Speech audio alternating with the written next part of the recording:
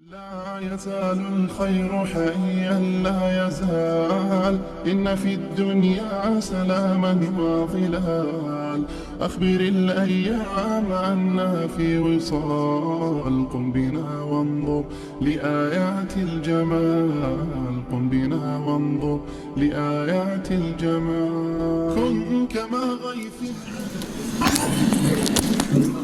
بسم اللہ الرحمن الرحیم۔ معزز احباب گرامی، آج کی ہماری نشست کا موضوع اسلامی ریاست کا احیاء عالمی حالات کے تناظر میں۔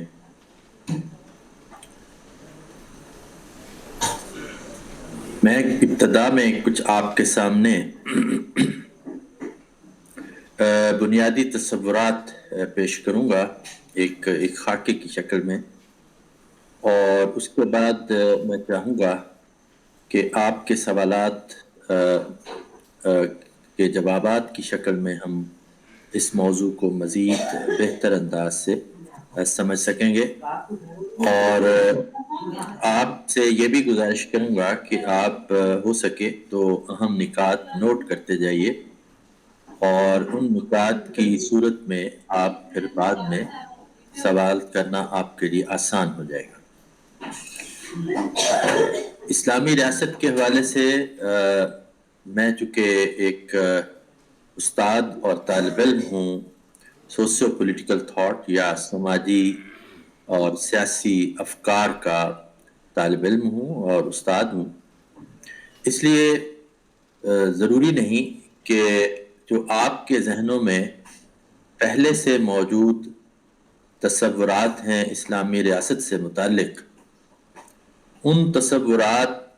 کے ساتھ میرے تصورات بھی ہم آہنگ ہوں۔ میں کہیں اپنی رائے اور تجزیے کی صورت میں بھی آپ کے ساتھ اپنے خیالات کا اظہار کروں گا۔ اس لیے اگر آپ کے اپنے خیالات سے کہیں میری رائے مختلف ہو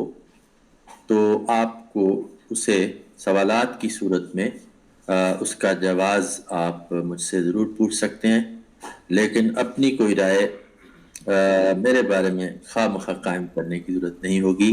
ایک تجزیہ ہے جو میں آپ کے سامنے رکھ رہا ہوں۔ اسلامی ریاست اور اس کے بارے میں جو بنیادی تصورات اس وقت ہمارے ہاں پائے جاتے ہیں، پہلے ہم ان کا ذکر کرتے ہیں۔ اسلامی ریاست کی اصطلاح بر صغیر میں زیادہ استعمال ہوتی ہے، اور یہ 20ویں صدی سے اس کا استعمال زیادہ شروع ہوا ہے۔ خاص طور پہ مولانا سید ابوالعلا مودودی رحمۃ اللہ علیہ کے افکار اور ان کے نظریات، ان کی کتب اور ان کی بنائی ہوئی جماعت اور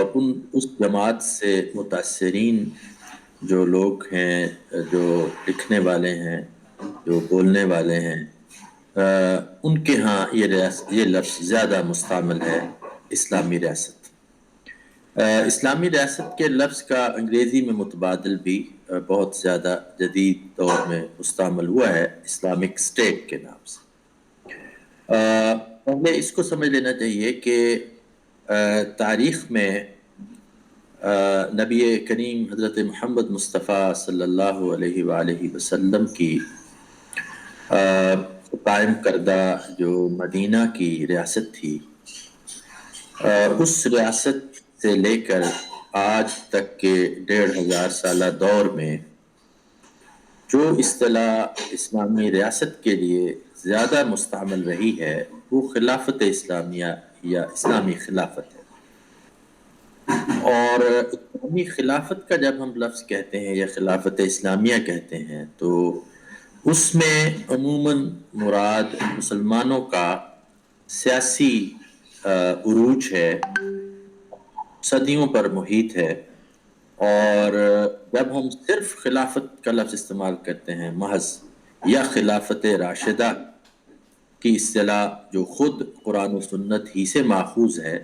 جب اس اصطلاح کا ہم استعمال کرتے ہیں تو ہماری مراد شروع کے ابتدا کے وہ تقریباً 40-42 سال بنتے ہیں، جس میں پہلا عشرہ یا پہلی دہائی جو ہے وہ خود نبی پاک صلی اللہ علیہ وسلم کا ہجرت مدینہ کے بعد جو مدنی زندگی کا دور ہے، ایک تو پہلا حصہ اس کا وہ ہے، اور اس کے بعد نبی کریم صلی اللہ علیہ وسلم کے دنیا سے سفر کرنے کے بعد جو خلافت راشدہ کا قیام عمل میں آیا، اور سب سے پہلے حضرت ابو بکر صدیق رضی اللہ تعالیٰ عنہ کو مسلمانوں کی امامت سونپی گئی، تو اب وہاں سے یہ خلافت راشدہ اور خلافت کا ایک دور شروع ہوتا ہے۔ اور یہ حضرت علی کرم اللہ وجہہ اور آپ کے بڑے صاحبزادے حضرت امام حسن رضی اللہ تعالی عنہ کے دور پر یہ اختتام پذیر ہو جاتا ہے یہ دور، اور اس کے بعد ہم دیکھتے ہیں کہ مسلمانوں میں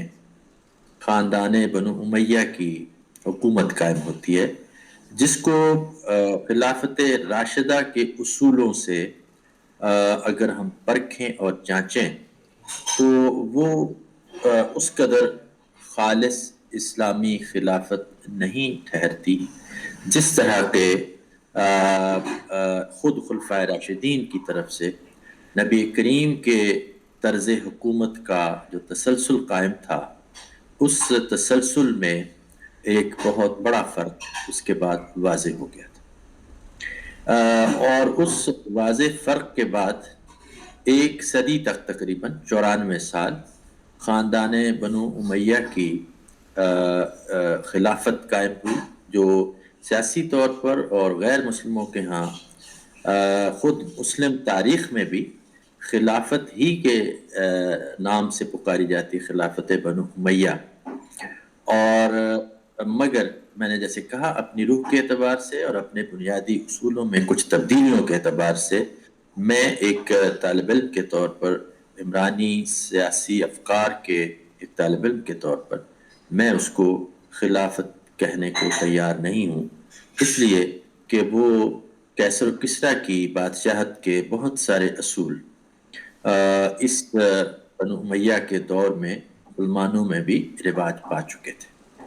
اس پہلی صدی کے بعد ہم دیکھتے ہیں کہ 5 صدیاں پھر شروع ہوتی ہے، خلافت بنو عباسی کہلاتی ہے، بنو عباس کی خلافت کہلاتی ہے، اور یہ اس کا دارالحکومت اور مرکز بغداد بنتا ہے، اور حجاز سے نکل کر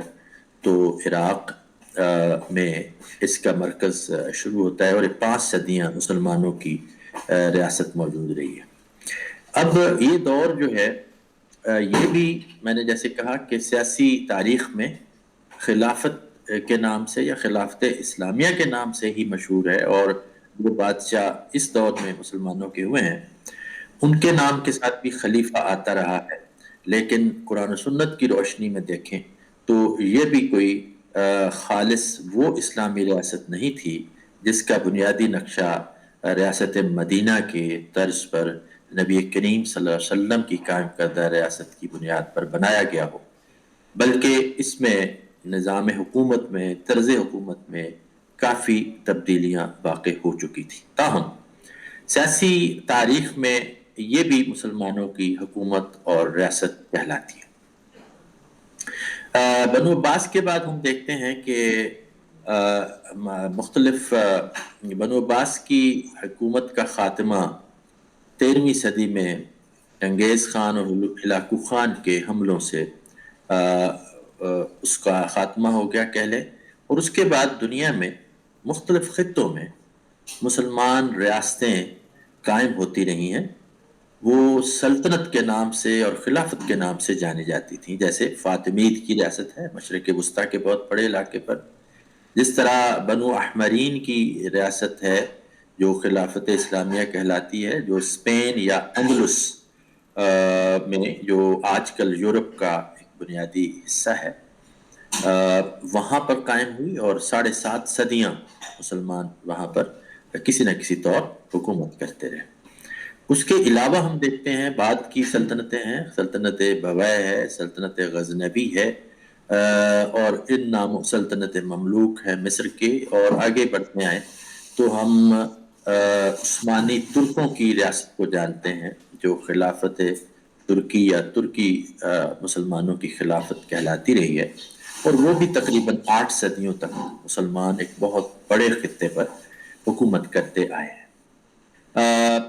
اسی طرح آپ دیکھیں تو بر صغیر میں 13ویں صدی ہی کے اندر 13ویں صدی کے شروع میں قطب الدین ایبک پہلا حکمران بنتا ہے کشمیر سے اور ہندوستان کے علاقوں سے, موجودہ ہندوستان کے علاقوں سے اس اسلامی سلطنت اور خلافت کا آغاز ہوتا ہے. اور وہ پھر آپ کو معلوم ہے کہ 1857 تک کسی نہ کسی شکل میں مسلمانوں کی یہاں پہ بھی غلبہ اور ریاست اور نظام حکومت میں بنیادی حصہ رہا. یہ بھی 7 صدیوں کی بات ہے تقریباً جو مسلمان یہاں پہ بر صغیر کے علاقوں میں حکمران رہے ہیں. اس طریقے سے ہم دیکھتے ہیں کہ 19ویں صدی کے وسط تک مسلمان اپنی سیاسی حاکمیت اور حکومت کہیں نہ کہیں دنیا کے کسی نہ کسی خطے میں قائم رکھے ہوئے ہیں. اور چند بڑی قابل ذکر ریاستیں کئی صدیوں کے لیے قائم ہوئی ہیں. جیسے میں نے ذکر کیا شروع کی اسپین یا اندلس کی مسلمان حکمرانی جو 7 صدیوں سے زائد ہے. ترکی عثمانی جو سلطنت ہے یا خلافت ہے وہ 7-8 صدیاں ہیں. اور برصغیر میں مسلمانوں کی حاکمیت ہے اور یہ بھی سلطنت اسلامیہ, سلطنت مغلیہ اور اس طرح کے مختلف ناموں سے جانی جاتی رہی ہے. اور یہ بھی 7-8 صدیاں قائم رہی ہے. اس کے بعد ایک مسلسل غلامی کا دور ہے جو خاص طور پر یورپی اقوام کے زیر اثر مسلم جو ریاستیں تھیں وہ غلامی کے دور میں چلی گئیں. کہ اس کو نو آبادیاتی نظام کہتے ہیں, انگریزی میں کالونیلزم یا کالونیل سسٹم کہتے ہیں, جس کا مطلب یہ تھا کہ مغرب کی طاقتور ریاستوں نے دنیا کے اکثر حصوں پر اپنے قدم جما لیے تھے. اور اس کے نتیجے میں جو مسلمان ریاستیں کبھی ہوا کرتی تھیں وہ بھی 17ویں اور 18ویں صدی اور پھر 19ویں صدی کے اندر تک وہ مختلف علاقوں میں جو یورپی اقوام کی نظام تھا, کالونیل نظام تھا, اس کے تحت مسلمان ریاستیں ان کی زیر نگیں ہو گئی تھی. یہ 20ویں صدی کا وسط ہے جب دنیا میں دوسری جنگ عظیم ہوتی ہے. آپ کو معلوم ہے کہ 2 بڑی جنگیں جن کو ورلڈ وارز کہا جاتا ہے,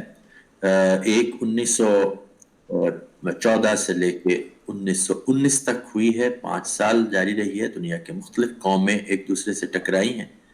اور اس میں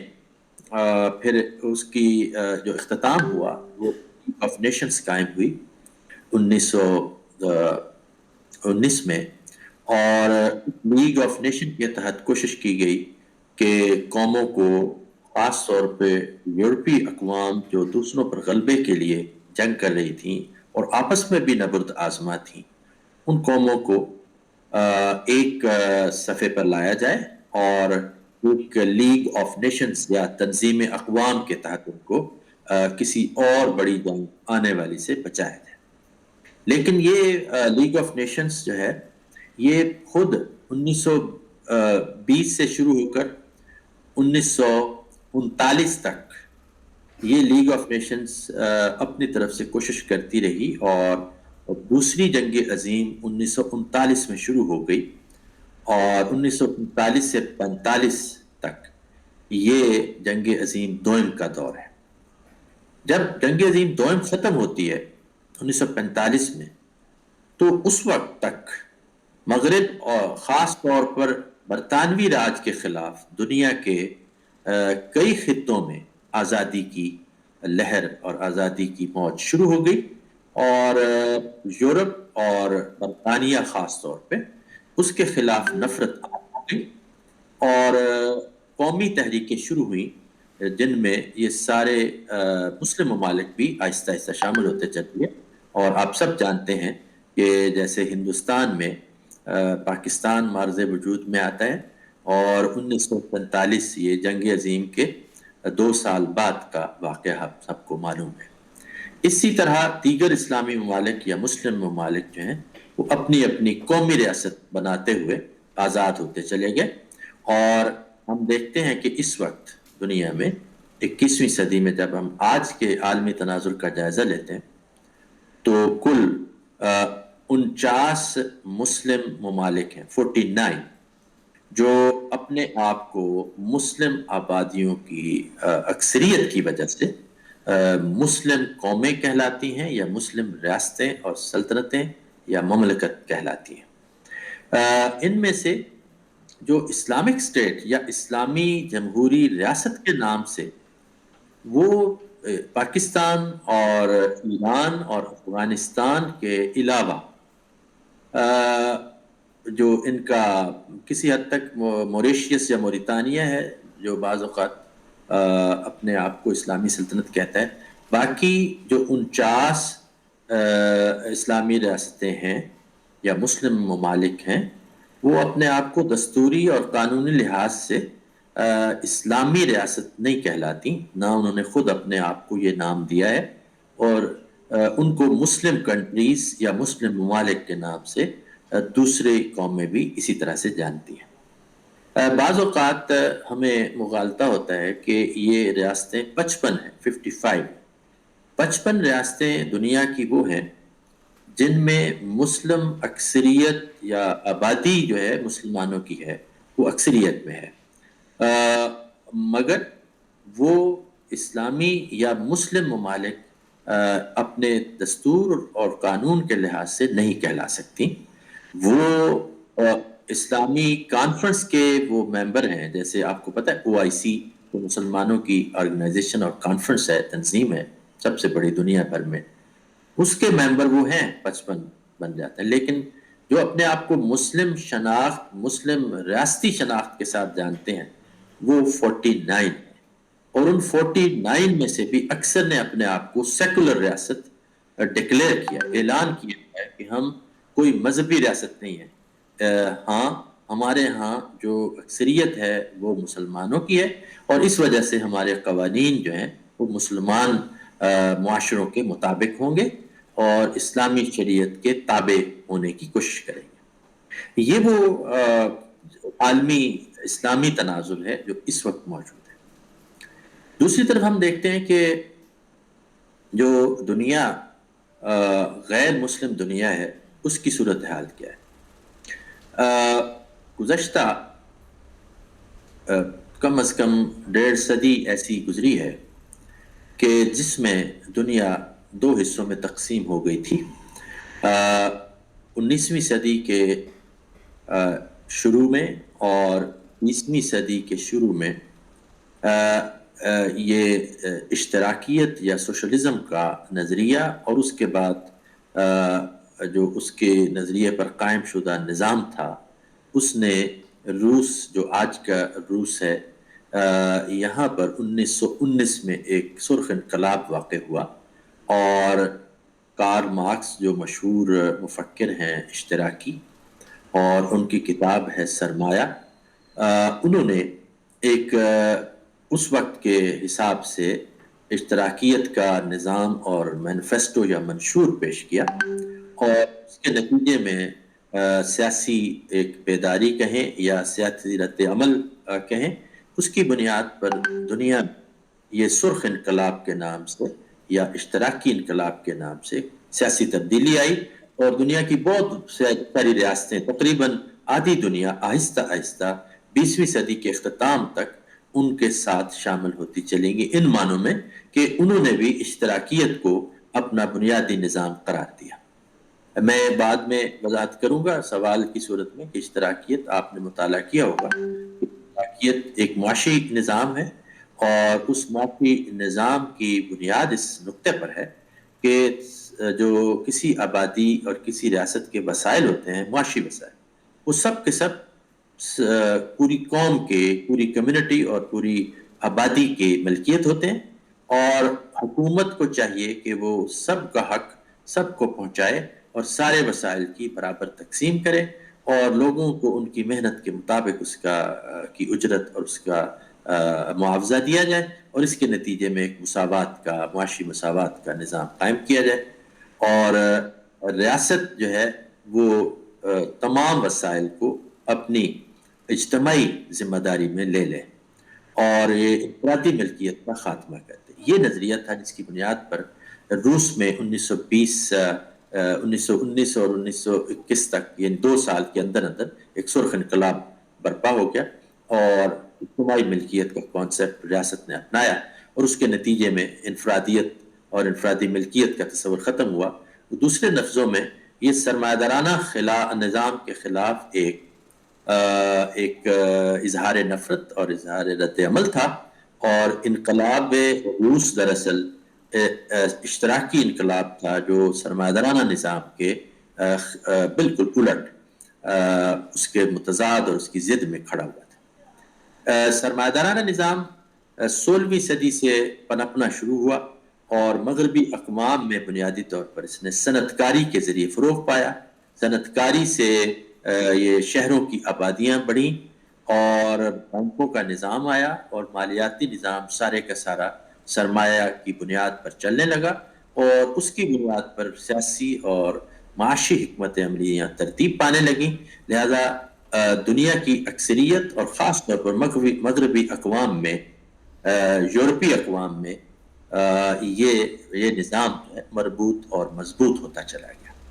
اور کیونکہ 16ویں صدی سے ہی کالونیل نظام شروع ہوتا ہے، یعنی مغرب کی طاقتور قوموں نے دنیا بھر کی کمزور قوموں پر اپنا قبضہ کر لیا تھا، ریاستیں ہڑپ کر لی تھیں. خاص طور پر برطانوی راج جو ہے وہ 20ویں صدی کے وسط تک آتے آتے برطانوی راج دنیا کے نصف سے زیادہ حصے پر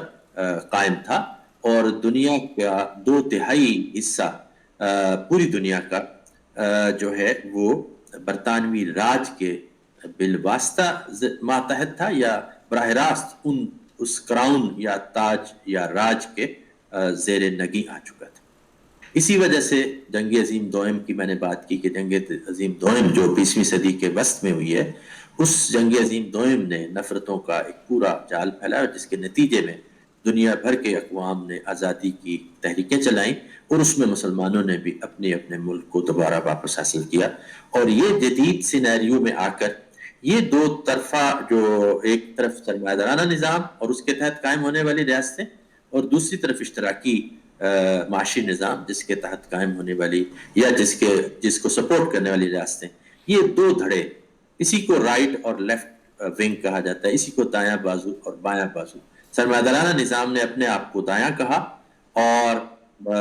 اشتراکی نظام کو سرمایہ دارانہ نظام ہی نے بایاں بازو قرار دیا اور لیفٹ کی سیاست قرار دیا. یوں دنیا بھر کی ریاستیں دو قطبین جنہیں کہا جاتا ہے کہ دو پولز میں بٹ گئیں. پھر یہ تقریباً 70 سال یہ ایک سرد جنگ کا ماحول رہا ہے، جہاں ایک طرف دنیا کے ممالک ایسے تھے جن کی قیادت روس کر رہا تھا، سوویت رشیا، اور وہ United States of Soviet Russia کہلاتا تھا، USSR. اور دوسری طرف سرمایہ دارانہ نظام جو تھا جس کو کیپٹلزم کہتے ہیں، اور اس کی قیادت امریکہ کے ہاتھ میں آئی جنگ عظیم دوم کے بعد، اور اس نے پوری دنیا میں جو مغربی ممالک ہیں اور اس کے ساتھ مسلمان ہیں اور کچھ ایشیائی دیگر ممالک بھی ہیں، جن پر یہ پورا نظام حاوی ہوتا چلا گیا اور آج تک اسی کیمپ میں موجود ہے. یہ 70 سال یہ سرد جنگ جاری رہی، اور آج کے یوکرین کے واقعات کو آپ ابھی اگر ذہن میں نہ لائیں تو یہ اس سے پہلے صورتحال یہ تھی، یہ 20ویں صدی کے اختتام پر صورتحال یہ ہو گئی تھی کہ امریکہ نے اپنے سرمایہ دارانہ نظام کے تحت چلنے والی ریاستوں کو فاتح ریاست قرار دے دیا تھا، اور ان ریاستوں میں جو خاص نظام تھا جسے جمہوریت یا ڈیموکریسی کہتے ہیں، ویسٹرن لبرل ڈیموکریسی بھی کہا جاتا ہے، مغربی آزاد جمہوریت، یا مغربی نظام جمہوریت اس کو کہا جاتا ہے، اس نظام کا پوری دنیا کی ریاستوں میں چرچا ہی نہیں، اس کا قبضہ ہو گیا، اور آج دنیا کی اکثر ریاستیں اس نظام کو، جمہوریت کو سب سے اعلیٰ، سب سے اچھا، سب سے مؤثر نظام سمجھتی ہیں، اور اس طریقے سے عالمی تناظر اس وقت یہ موجود ہے کہ ریاستیں معاشی لحاظ سے سرمایہ نظام کے ماتحت ہیں، اور جو سیاسی یا طرز حکومت کے اعتبار سے وہ جمہوریت کو پسند کرتی ہے۔ اب جمہوریت کی طرف سفر دنیا بھر میں تمام ممالک میں جاری و ساری ہے، اور گزشتہ صدی جو ہے، پوری کی پوری 20ویں صدی، اور یہ 21ویں صدی کے آپ 22 سال اس میں شامل کر لیجئے، تو یہ تقریباً ایک صدی بنتی ہے جس میں جمہوریت نے دنیا کے اکثر ممالک اور خطوں پر، اس وقت دنیا کے ممالک 200 سے زائد ہیں، اور وہ UN کے تحت، جو کہ 1945 میں قائم ہوئی، اقوام متحدہ، اس میں وہ سب کے سب ایک دوسرے کے ساتھ نام نہاد ایک تنظیم میں وابستہ ہیں، جہاں بڑی طاقتوں کو ایک ویٹو کا یا استرداد کا ایک حق حاصل ہے۔ وہ جب چاہیں، جس قرارداد پہ چاہیں، جس فیصلے پہ چاہیں، وہ ویٹو کرتے ہیں، یعنی وہ مسترد کر سکتی ہیں، اور امریکہ سب سے پہلے ہے، اس کے بعد خود روس بھی ہے، رشیا اور فرانس بھی ہے، برطانیہ بھی ہے۔ یہ بڑی بڑی اقوام نے اپنا حق استرداد یا ویٹو کا رائٹ یا ویٹو پاور ان کے پاس آ گئی، اور UN کے تحت عالمی فیصلے اس وقت ہوتے ہیں، اور جو ثقافت اور تہذیب کے اندر تبدیلی آ چکی ہے، وہ اب نیشنلزم جو 19ویں صدی میں بڑھا تھا، 20ویں صدی میں عروج پہ پہنچا، وطنیت کا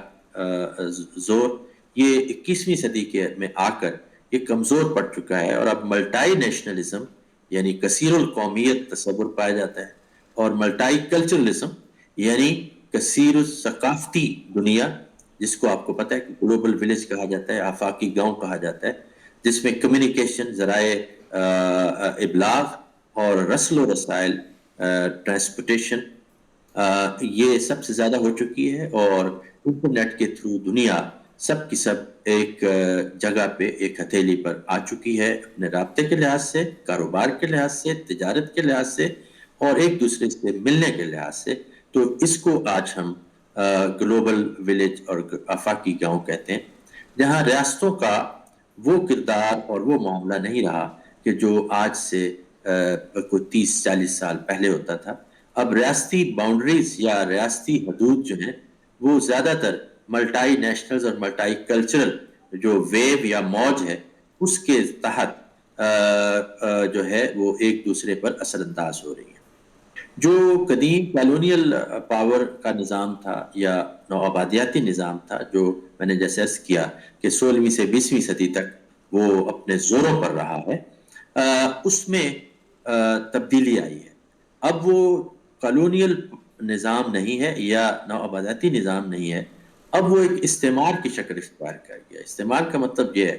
کہ ان طاقتوں نے، خاص طور پر امریکہ نے، دنیا بھر میں معاشی لحاظ سے اور سیاسی لحاظ سے اپنے آپ کو مضبوط بناتے ہوئے دیگر دنیا کو اپنا باج گزار بنایا ہوا ہے، اور اس استعمار کے تحت پوری دنیا کے زیادہ تر فیصلے ہوتے ہیں۔ جا کے کچھ ریاستیں کبھی کچھ بغاوت کرتی ہیں اور وہ اپنے معاملات کو آگے بڑھاتی ہیں، لیکن امریکہ اپنے مفادات کا تحفظ کرنے کے لیے پوری جنگ چھیڑتا ہے۔ اس نے یورپین اقوام کے ساتھ اور دیگر کچھ مشرقی اور جو ایشیائی اقوام، ان کے ساتھ مل کر تو اس نے اپنے دفاعی معاہدے کر رکھے ہیں، اور نیٹو کے تحت وہ پوری طرح سے اپنے مفادات کا تحفظ بھی کرتے ہیں، اور دیگر قوموں کے مفادات پہ جب وہ صد پڑتی ہے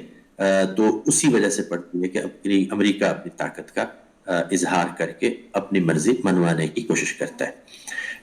یہ عالمی تناظر ہے جو اس وقت سیاسی اور معاشی نظام کے حوالے سے موجود ہے۔ اب ہم واپس آتے ہیں کہ اسلامی ریاست کا جو احیاء کا تصور ہے، کہ یہ تصور ایک طرح سے کچھ ممالک میں اسلامی ریاست یا اسلامی معاشرت کے، اسلامی تہذیب کے احیاء کی کوششیں جاری و ساری ہیں.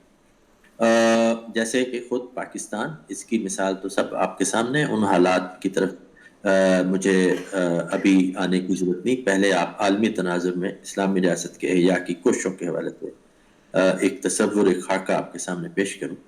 تو آپ نے دیکھا کہ ایک اسلامی ریاست کا ماڈل وہ ہے جو سعودی عرب نے اپنایا ہے، جو ایک رخ سے بادشاہت ہے، خاندانی بادشاہت ہے،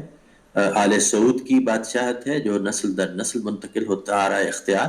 اور دوسری طرف انہوں نے اپنی ریاست میں کچھ نہ کچھ ایسے قوانین جاری رکھے ہوئے ہیں جن کے تحت وہ اس کو اپنے آپ کو اسلامی ریاست کہلانے میں حق بجانب نظر آتے ہیں. مگر وہ ماڈل ایک خاص مسلک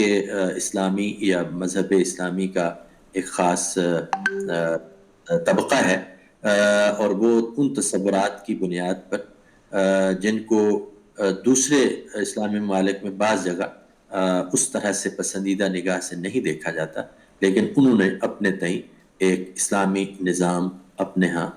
قائم کر رکھا ہے. تو اسلامی ریاست کا اس وقت ایک ماڈل سعودی عرب ہے. دوسری طرف ہم دیکھتے ہیں تو ایران میں پچھلے عرصے میں آپ سب کو معلوم ہے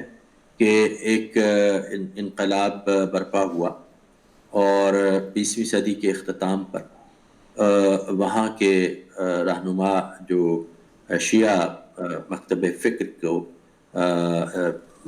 کے امام ہیں، امام خمینی، ان کی بعد اور ان کے ساتھ جو ایک تبدیلی واقع ہوئی، اس کے بعد سلطنت ایران نے اپنے نظام کو اسلامی انقلاب اور اسلامی ایران کا نام دیا، اور آج تک وہ موجود ہے. مگر اس میں جو غالب تصورات ہیں اور عقائد ہیں اور بنیادی ہیں، وہ زیادہ تر ایک خاص مکتب فکر یعنی شیعہ مکتب فکر سے زیادہ منسلک ہیں. تاہم جو انہوں نے جمہوریت اور اسلامی طرز سیاست کو ملا کر اپنا ایک شورائی نظام قائم کیا ہے، وہ کافی حد تک اسلام کے بنیادی اصولوں کے قریب آتا ہے. سوائے اس مسلکی اپنے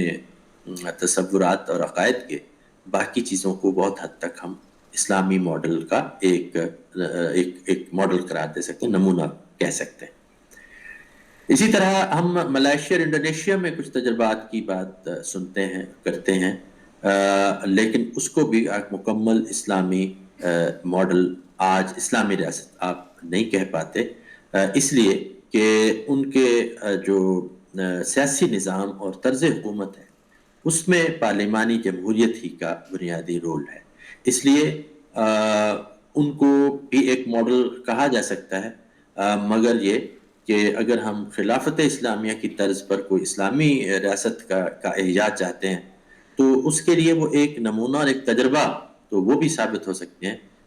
مگر اس وقت بھی وہ کوئی آئیڈیل سچویشن میں نہیں ہے. ایک ماڈل وہ ہے جو ترکی میں اپنایا گیا ہے. ترکی میں پچھلے 1-2 دہائیوں سے ایک سفر جاری ہے جو اسلامی طرز سیاست کے احیاء سے زیادہ اسلامی تہذیب اور اسلامی ثقافت کے احیاء کی بنیاد پر کھڑا ہے. اور وہاں اسلامی انقلاب اور اسلامی ریاست کے نام استعمال نہیں کیے گئے، مگر جو بنیادی اسلامی اصول ہیں، اصول سیاست ہیں یا اصول ریاست ہیں، ان کی طرف بہرحال سفر کیا گیا ہے. اور خاص طور پر اسلامی تہذیب کے احیاء میں، اسلامی معاشرت کے احیاء میں اس ریاست نے ایک اہم کردار ادا کیا. تو اس لیے ہم کہہ سکتے ہیں کہ ایک ماڈل ترکی کا ہے، ایک ماڈل انڈونیشیا ملائیشیا میں ہے. ملائیشیا میں زیادہ تر ملائیشیا کا نام ہی آئے گا، اور ایک ماڈل وہ ہے کہ جو سعودی عرب میں ہے اور ایک ایران میں ہے. اس کے بعد ہم پاکستان پہ آتے ہیں. یہ بھی ایک اسلامی ریاست کا ایک ماڈل ہے جو جدید دور میں نظریہ اسلام پہ قائم ہونے والی ایک قومی ریاست ہے. اور اس میں ایک مسلسل 70 سال کی ایک جدوجہد ہے جو ایک کشمکش بھی ہے اور ایک دستوری سفر بھی ہے. جہاں تک میں پاکستان کے دستور کو جانتا اور سمجھتا ہوں، پاکستان کا دستور دنیا میں کسی بھی اسلامی ملک میں سب سے بہتر دستور ہے ان معنوں میں کہ وہ اسلامی اصول سیاست کے قریب تر ہے. مگر اس کا جو طرز حکومت ہے وہ طرز حکومت وہی آپ کو معلوم ہے کہ یا تو آدھی تاریخ ہماری آمرانہ طرز حکومت سے فوجی ڈکٹیٹرز کے ساتھ منسلک ہے، یا پھر آدھی تاریخ اس 70 سال میں سے ایک جمہوری پارلیمانی روایت کے ساتھ منسلک ہے جس میں اتار چڑھاؤ آتے رہتے ہیں. مگر ایک آدھا یا نصف جو ہے ہماری تاریخ کا حصہ وہ ایک جمہوریت کے یا اسلامی طرز کی جمہوریت اپنانے کی ایک کوشش میں گزرا ہے. اس میں علماء کی جدوجہد بھی آپ کو معلوم ہے، وہ 1949 سے آپ شروع کریں، آپ 1953 کی بات کریں، اور اس کے بعد 1973 کے آئین میں اسلامی دفعات کی بات کریں، آپ علماء کی جو جدوجہد ہے اس کو آپ 22 نکات کی صورت میں سمجھیں، مولانا مودودی رحمۃ اللہ علیہ کی کاوشوں کی صورت میں سمجھیں، مولانا شبیر احمد عثمانی، مولانا مفتی محمود، اور اس کے بعد ہمارے پاس علماء کا ایک بڑا طبقہ ہے جنہوں نے اس کے دستور کو اسلامی دستور بنانے میں ایک بہت بنیادی کردار ادا کیا ہے. اور میرے اپنے مطالعے کے مطابق اسلامی ممالک کے کسی بھی دستور سے زیادہ اسلامی دستور جس کو کہا جا سکتا ہے وہ پاکستان کا دستور ہے. اس پورے تناظر میں جو میں نے آپ کے سامنے پیش کیا ہے، آپ آسانی سے اندازہ کر سکتے ہیں کہ اسلامی ریاست تو کوئی ایسی موجود نہیں ہے کہ جس کا نہ کبھی ماضی قریب میں موجود رہی ہے تو آپ کہیں کہ جی ہم اسلامی ریاست کا احیاء کیسے کر سکتے ہیں. ہاں، اسلامی ریاست کی تشکیل ہو سکتی ہے. جو مسلم ریاستیں ہیں ان کو اسلامی ریاست میں تشکیل نو کے ذریعے تبدیل کیا جا سکتا ہے، یا ان کی ایک حیت جو ہے اس کو بدلا جا سکتا ہے. اور دوسرا تصور یہ ہو سکتا ہے کہ جی وہ خلافت اسلامیہ جو خلفائے راشدین کی شکل میں موجود تھی اس کو آج دوبارہ کسی طرز پر قائم کیا جائے. اور آپ کو معلوم ہے کہ مسلمانوں میں ایسے طبقات موجود ہیں یا رہے ہیں جو مختلف طریقوں پر اسلامی ریاست کے یا خلافت اسلامیہ کے احیاء کی بات کرتے آئے ہیں اور جدوجہد کرتے آئے ہیں، اور اس کے لیے وہ ایک ایسا طریقہ بھی اختیار کرتے آئے ہیں جو کچھ نے طاقت کا، کچھ نے دعوت کا یہ رستہ اختیار کیا. اس وقت اسلامی ریاست کے احیاء کی جتنی کوششیں ہو رہی ہیں ان میں جو مختلف منہج اختیار کیے گئے ہیں وہ ہم سب کے سامنے ہم ہر وقت خبروں میں سنتے ہیں، اور گزشتہ ایک دہائی سے تو اس طرح کی خبریں ہر وقت موجود ہیں. لیکن میں اس کو ناموں میں پڑے بغیر یا ان کے کسی تجزیے کے بغیر، وہ اس وقت ہمارا موضوع نہیں ہے. میں صرف اتنا یہ کہہ سکتا ہوں آپ کو کہ اس احیاء کی کوششیں یا اسلامی خلافت کے قیام کی کوششیں جو ہیں اس کا بنیادی اصول یا منہج کیا ہے، طریقہ کیا ہے. ان طریقوں کے لحاظ سے ہم 2-3 حصوں میں ان کو بانٹ سکتے ہیں. کچھ ایسے طبقات اور گروہ ہیں جو طاقت کے ذریعے اسلامی خلافت یا اسلامی ریاست کا احیاء چاہتے ہیں. کچھ ایسے ہیں کہ جو دعوت کے ذریعے یعنی توسیع دعوت کہیں یا اسلام کا پیغام پہنچا کر لوگوں میں اسلام پر عمل کی ایک تحریک چلا کر یہ چاہتے ہیں کہ یہ نظام جو ہے وہ ریاست کا وہ اسلامی ریاست میں تبدیل ہو جائے. کچھ طبقات اور گروہ ایسے ہیں جو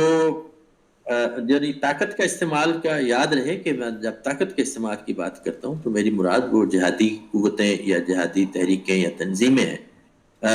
جو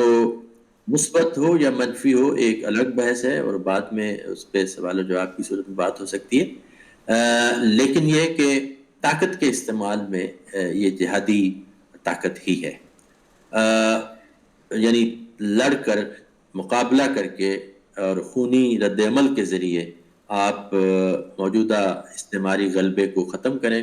اور اسلامی ریاست کے قیام کی بزور بازو کوشش کریں۔ یہ طاقت کی تحریکیں ہیں۔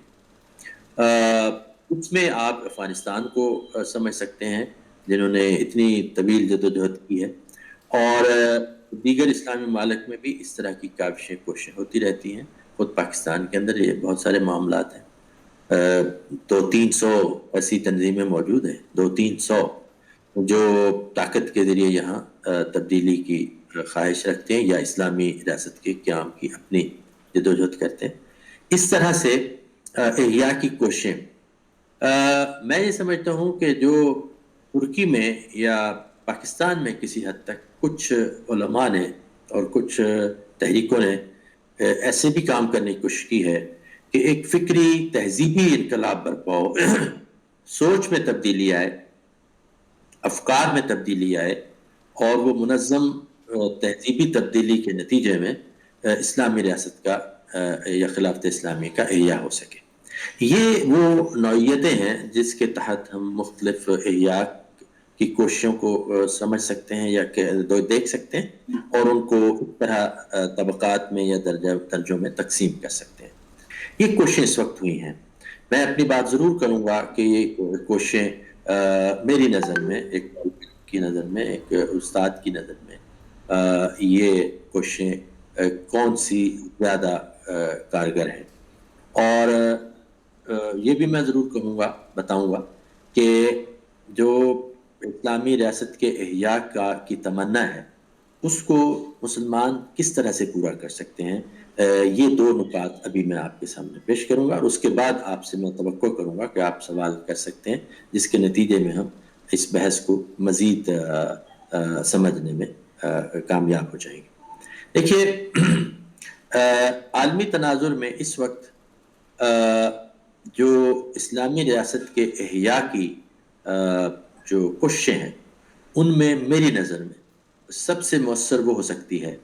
جو ایک فکری اور تہذیبی تحریک جنم لے، جو اسلامی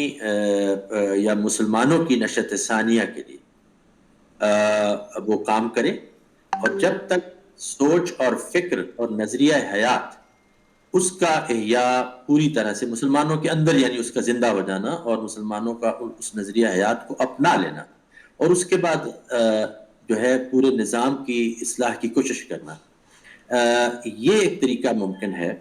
جس سے لوگوں کو ہم نوا بنا کے، لوگوں کو قائل کر کے، اور ایسی ٹیمیں اور ایسے منظم ادارے بنا کر جن سے کچھ غیر معمولی افراد پیدا ہوں جو اسلامی تہذیب کو اس کی نظریاتی اور فلسفیانہ اور فکری بنیادوں پر لوگوں کے سامنے پیش کریں، اور موجودہ استعماری نظام کے خط و خال میں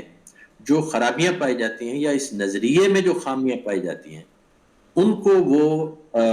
اپنی مثبت اور مدلل تنقید کے ساتھ وہ ان خرابیوں کو لوگوں کے سامنے واضح کریں، اور اس کے بعد پھر عوام الناس نہیں تو کم از کم جو خواص کا ایک طبقہ ایسا تیار ہو کہ جو ذہنی اور فکری اعتبار سے اسلامی تہذیب اور اسلامی نظریہ حیات اور اسلامی تصور سیاست کو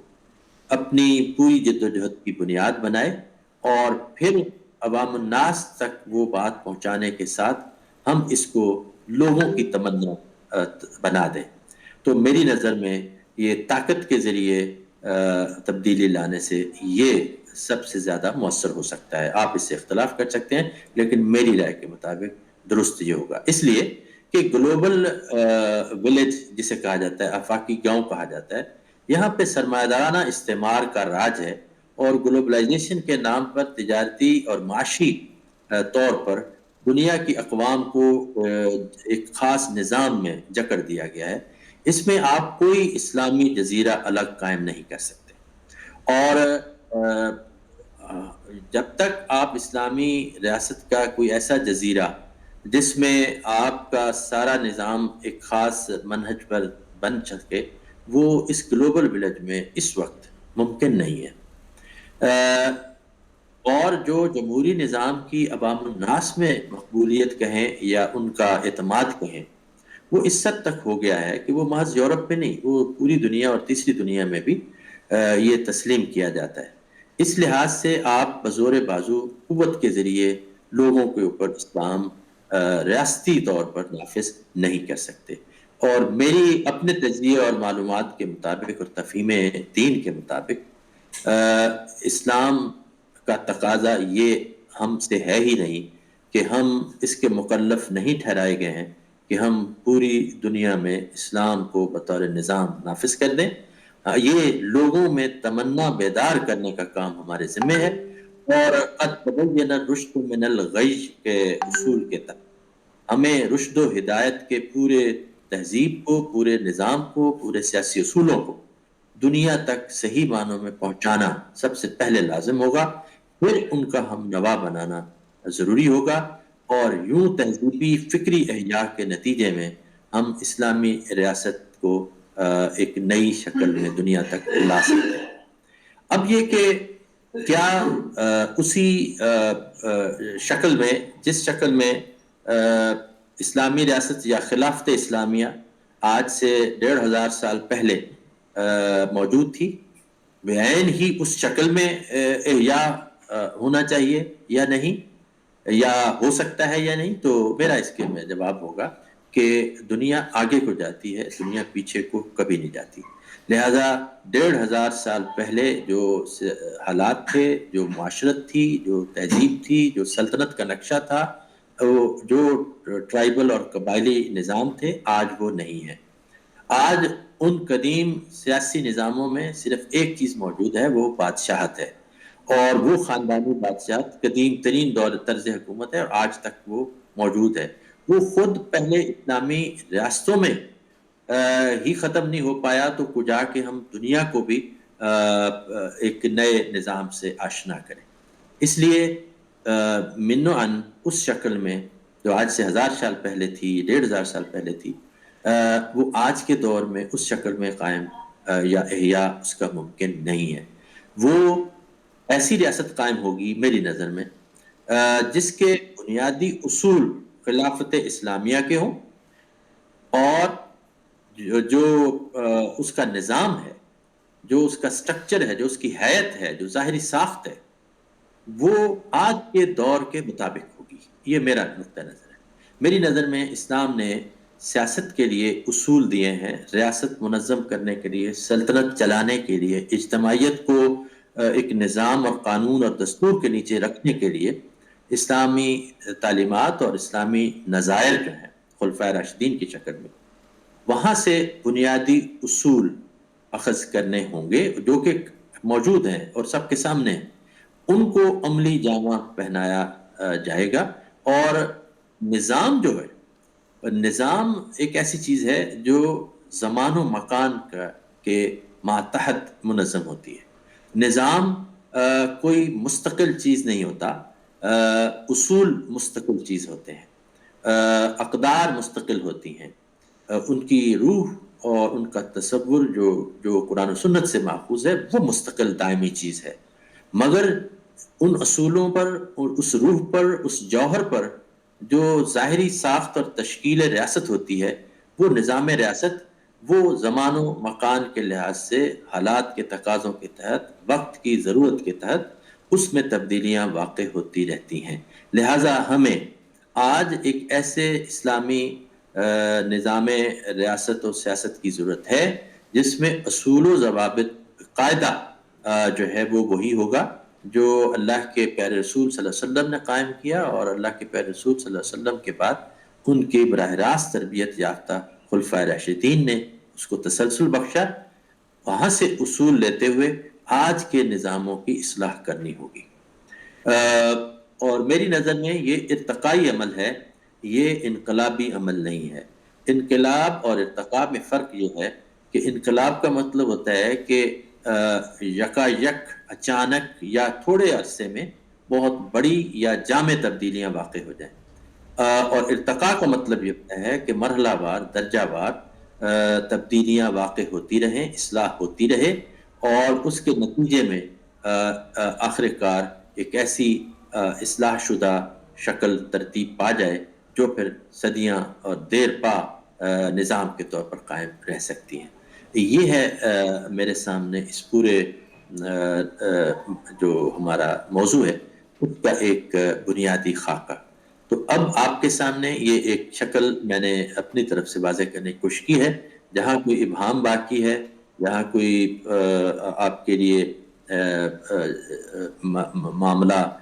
قابل فہم نہیں میں بنا سکا، اس کو آپ سوالات کی صورت میں پیش کر سکتے ہیں. اللہ تعالیٰ سے دعا ہے کہ مجھے اور آپ کو صحیح فہم کی توفیق عطا فرمائے اور اصولوں کو سمجھنے کی توفیق عطا فرمائے کہ جس پر اسلامی ریاست کا احیاء ممکن ہے. ظاہر بات ہے کہ وہ ہم براہ راست قرآن حکیم سے اخذ کریں گے اور رسول کریم صلی اللہ علیہ وسلم سے اخذ کریں گے اور ان کو آج کی اصطلاح میں اور آج کے ایڈیم میں ڈھالیں گے، تبدیل کریں گے اور آج کے نظاموں میں اس کو اس کے اندر شامل کریں گے اور نظاموں کی تشکیل نو اور اصلاح شدہ شکل کی صورت میں آئے گا. دیکھیے مثال کے طور پر اسلامی ریاست جو بنتی ہے وہ معاہدات کی صورت میں بنتی ہے. اللہ کے پیارے رسول صلی اللہ علیہ وسلم نے میثاق مدینہ قائم کیا اور زور بازو سے نہیں، میثاق سے انہوں نے قائم کیا، ریاست قائم کی ہے، آئین اور دستور سے قائم کی ہے. صلح حدیبیہ اس میں آتا ہے جہاں دیگر طبقات کو دیگر شہریوں کے ساتھ ایک جامع عمرانی معاہدہ ہوتا ہے، اس کے تحت آگے بڑھتی ہے. اور جہاں طاقت کا استعمال پھر بعد میں ضرورت پڑتی ہے وہاں وہ ریاست ان امور میں طاقت کا استعمال کرتی ہے کہ جن امور میں اللہ اور اس کے رسول نے طاقت کا استعمال نہ صرف جائز قرار دیا ہے بلکہ اس کی ضرورت انہوں نے فرما دی ہے. اور اس کی روشنی میں ہم آج بھی مشاورت کا اصول ہے، وراثت کی بجائے خلافت جو ہے وہ نیابت کا اصول ہے. انسانوں کی حکومت نہیں ہے بلکہ انسانوں کی حاکمیت، انسانوں کی خلافت ہے. یعنی انسان اس میں نائب کے طور پر، جانشین کے طور پر، ایک امانت دار کے طور پر کردار ادا کرتا ہے اور وہ حاکمیت کو اپنی ملکیت نہیں سمجھتا اور وہ دوسروں کے گردنوں کا اور دوسروں کے زندگیوں کا اور دوسروں کے تمام امور کا اپنے آپ کو مالک نہیں سمجھتا بلکہ وہ خلیفہ سمجھتا ہے. اور خلافت کا بنیادی تصور بھی خلافت رسول صلی اللہ علیہ وسلم ہے اور وہ جانشینی رسول صلی اللہ علیہ وسلم کے تحت ہی آج کا جو اسلامی نظام ہے وہ آگے چل سکتا ہے. پھر وہاں پہ اصول ہم یہ بھی دیکھتے ہیں کہ حکومت نہ تو طاقت کے ذریعے حاصل کی گئی، نہ وراثت کے ذریعے حاصل کی گئی، نہ دولت کے ذریعے حاصل کی گئی، نہ قبیلے کی تعداد پر حاصل کی گئی، بلکہ وہاں پر صلاحیت اور صالحیت کی بنیاد پر امامت کا فیصلہ ہوتا ہے. پھر ہم دیکھتے ہیں کہ مشاورت کا اصول ہے کہ جہاں شورا کے ذریعے، مشاورت کے ذریعے لوگوں کے نمائندوں کو شامل کیا جاتا ہے، وہاں ہم پھر دیکھتے ہیں کہ اجتہادی امور کو ماہرین کی آراء سے حاصل کیا جاتا ہے. ہر فرد نہ قاضی بنتا ہے، نہ ہر فرد مجتہد بن کر فیصلے کرتا ہے، نہ ہر فرد حکمران بن کر وہیں پر لوگوں کی زندگیوں اور لوگوں کے گردنوں پر حاوی ہونے کا فیصلہ کر سکتا ہے. پھر ہم یہ دیکھتے ہیں کہ اسلامی ریاست جب قائم ہوئی، اللہ کے پیارے رسول صلی اللہ علیہ وسلم نے قائم کی تو آپ نے حلیفی کے معاہدے کیے ہیں، آپ نے دشمن کم کیے ہیں اور دوست بڑھائے ہیں. اور آپ نے دیکھا کہ آپ محض میثاق مدینہ کو ہم جانتے ہیں جبکہ نبی پاک صلی اللہ علیہ وسلم نے ہجرت کے بعد کئی قبائل سے حلیفی کے معاہدے کیے ہیں. کچھ قبائل کے ساتھ آپ نے غیر جانبدار رہنے کے معاہدے کیے ہیں اور ان کو اس بات پر مجبور کیا ہے اخلاقی طور پر کہ وہ دشمن کے ساتھ یا ریاست کی تباہی کرنے والے عناصر جو دوسری طرف سے باہر سے بیرونی حملہ آور ہوتے ہیں ان کے خلاف وہ یا تو مسلمانوں کے ساتھ ہوں گے، یہ حلیفی کے معاہدے، یا پھر وہ مسلمانوں کے خلاف نہیں جائیں گے، غیر جانبدار رہیں گے. اور اس طریقے سے اللہ کے پیارے رسول نے دشمن کم کیے ہیں اور دوست بڑھائے ہیں، حلیف زیادہ کیے ہیں، حریف کم کیے ہیں. پھر ہم یہ دیکھتے ہیں کہ دوسرے شہری جو غیر مسلم شہری ہیں ان کے لیے میثاق مدینہ میں ہی اصول طے پا جاتے ہیں اور اس میں تمام مذاہب کے ماننے والوں کو ان کی کتابوں اور ان کے اصولوں کے مطابق قضا کے فیصلے کیے گئے.